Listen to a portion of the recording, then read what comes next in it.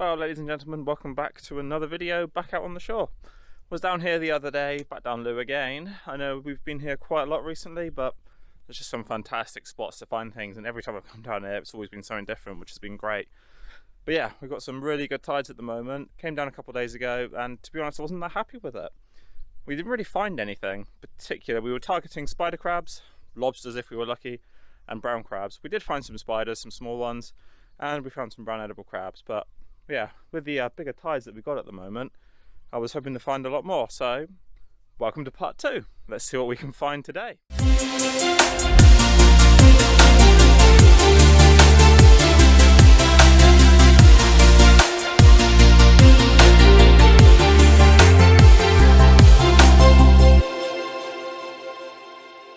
Well there folks, I hope you can see down the back there.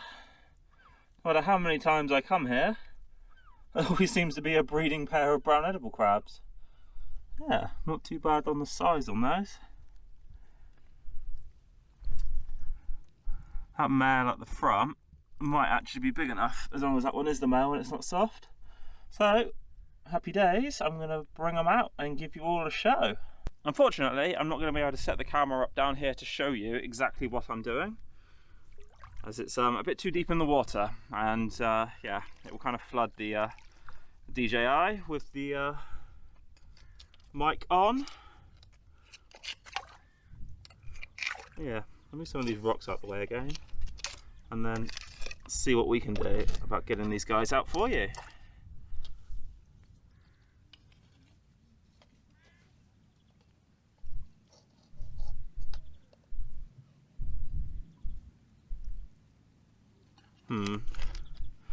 I'm going to have to go in there with my hand and test out that crab because it feels soft on the end of my foraging hook. If it is, I won't bother pulling it out. Oh, yeah. Okay, that's the female one then, and that male is going to be way too small. That's a shame. Right, so back in the back there, we've got a female and a male. The female looks like it's just peeled, and that's probably inside, but as I said before, I don't keep the female crabs. But she is super soft, literally. Just one little touch on the top of her, yeah, I can go straight through. But that male at the back, I don't think is big enough from looking from here. Yeah, we'll see. Don't think he is. No, the female one's probably big enough. If that was a male at the front, it would have been a keepable crab, but yeah. We'll leave them alone because that male at the back isn't big enough, and as I said, I don't want to damage that female. She is so soft that if I just start pulling her out, it's probably just going to break her up instantly. But never mind, at least we found something decent today on the second run, and every time I've come to this hole, we've yeah, found a breeding pair of brown edible crabs, which has been nice to see. And also, I'll give you a show down here.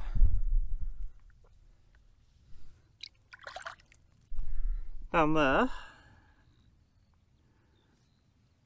we have a nice Snakelocks anemone. Oh, sorry, Snakelocks anemone. Absolutely amazing colorations on it.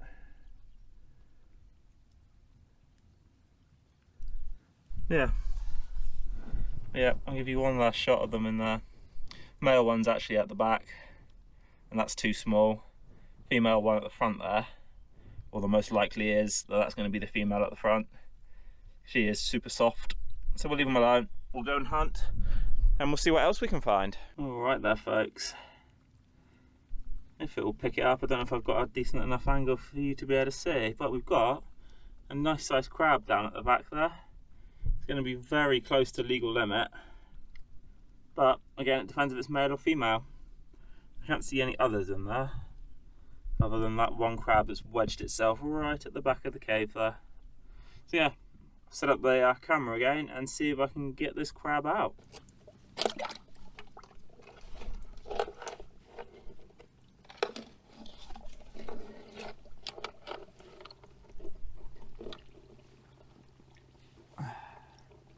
There he comes.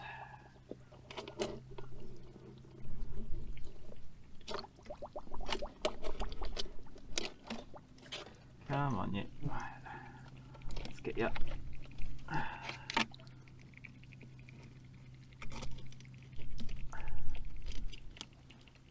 Let go of whatever you've got held on to.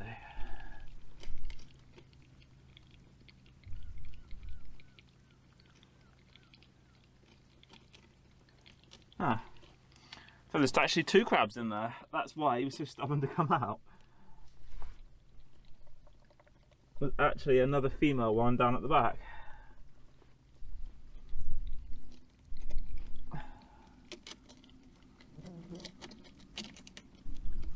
Come on, you.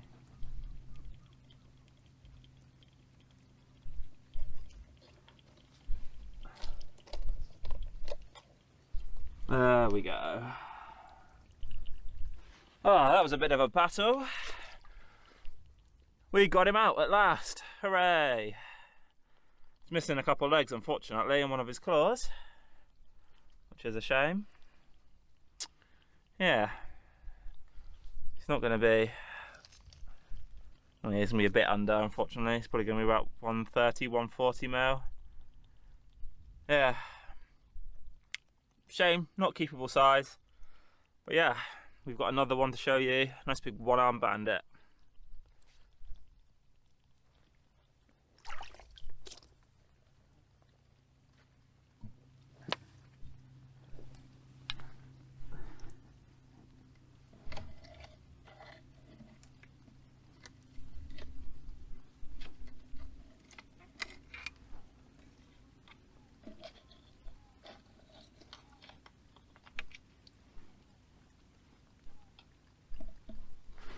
Yeah, I'm going to leave the missus in there because I can feel that she's soft.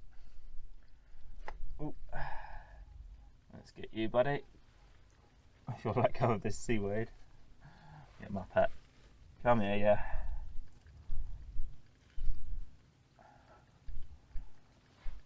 Alright, you can have your bit of seaweed. Yeah, I'm going to let this guy go back in. There's another female crab in the back there and she is super soft. So again, I'm not going to go prodding and pulling and trying to rake her out, because I don't want to damage her or smash her up, but we'll get this guy back in, get him on his way.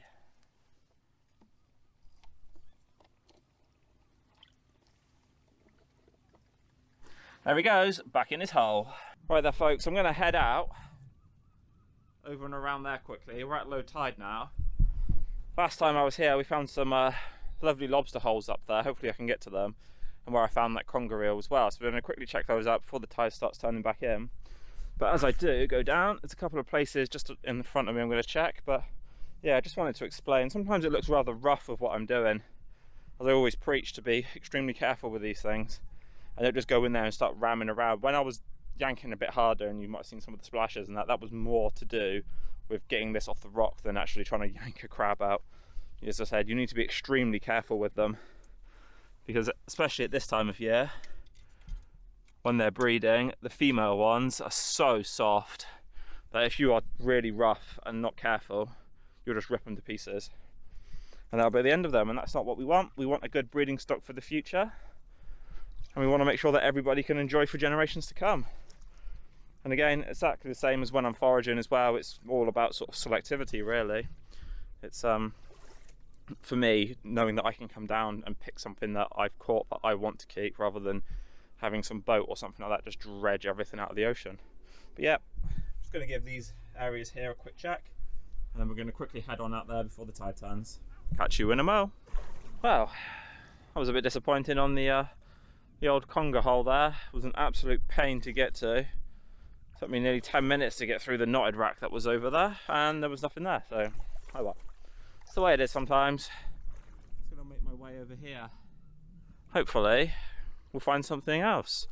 If I can get through all this down here just before the tide starts to turn. We're at slack water at the moment for probably another 10 minutes or so. But yeah, I'm literally just going to have a quick check and then head on back around. See if I can get through this mess. And you can see why I hate it so much. It's an absolute pain. It just literally knots around everything. Right, I make my way over there and we'll see what we can find. Well folks, we made it up here. Now just to give them all these holes a check out. Turn the camera around so you guys can see as well.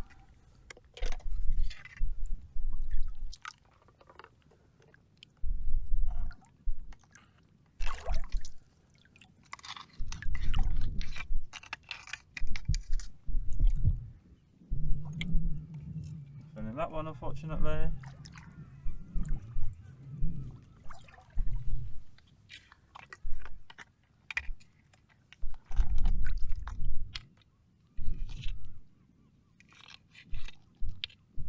Some little crabs scurrying around in the holes down here, up in there. I think we'll be able to see them. They're only small little either velvet swimmers or shore crabs, or furrowed crabs.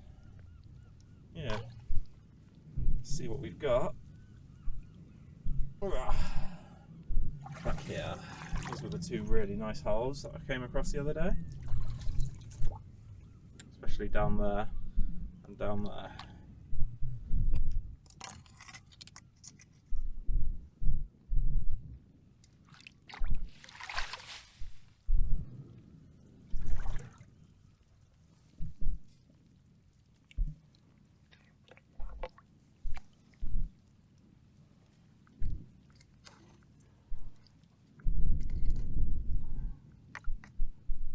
Well, nothing seems to be biting back, unfortunately. A little bit more of a prod and a poke.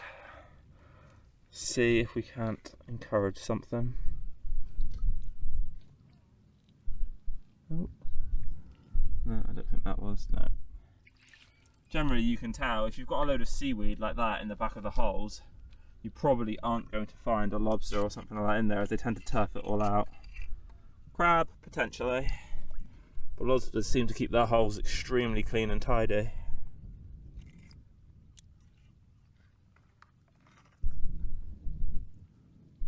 No, more seaweed in there. Well, that is a real shame. Shame, shame, shame. One day we'll find something in here. To say, these holes along these edges here are absolutely perfect for lobsters. Absolutely perfect. But yeah, one day we'll get something. I'm sure we will. Alright, well hopefully you can hear me right there, ladies and gents. That was a pretty epic snorkel. Quite a lot of ice out there, to be honest with you. But yeah, welcome to part 3 of the video. Yeah, pretty cold now.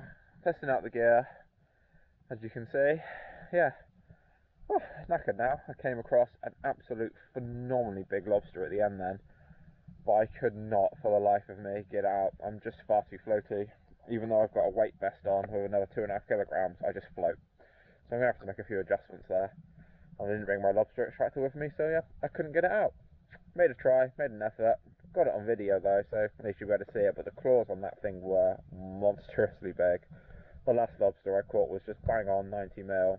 Just perfect legal sized lobster. That thing there was probably 120, 130 millimeters, somewhere around there. It was a big lobster.